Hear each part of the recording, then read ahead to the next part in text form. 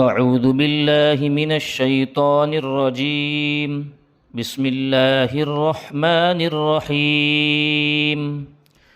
يسبح لله ما في السماوات وما في الأرض الملك القدوس العزيز الحكيم.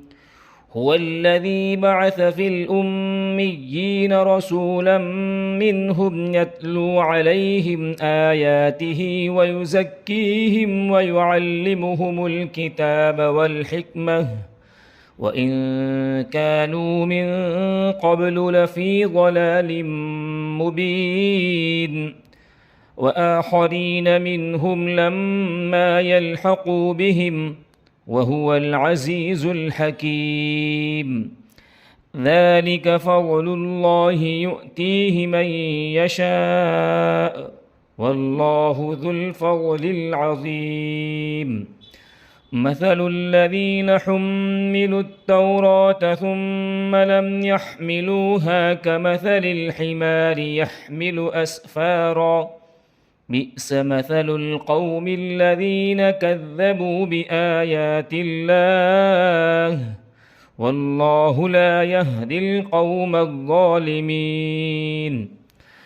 قل يا أيها الذين هادوا إن زعمتم أنكم أولياء لله من دون الناس فتمنوا الموت إن كنتم صادقين ولا يتمنونه أبدا بما قدمت أيديهم والله عليم بالظالمين.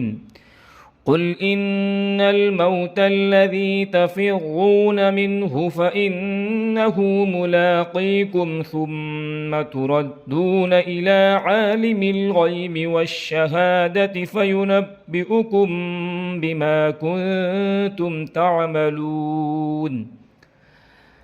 يا أيها الذين آمنوا إذا نودي للصلاة من يوم الجمعة فاسعوا إلى ذكر الله وذروا البيع ذلكم خير لكم إن كنتم تعلمون.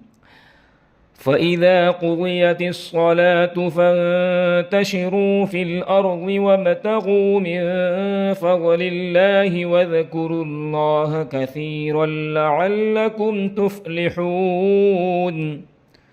وإذا رأوا تجارة أو لهوا انفضوا إليها وتركوك قائما قل ما عند الله خير من اللهو ومن التجارة والله خير الرازقين.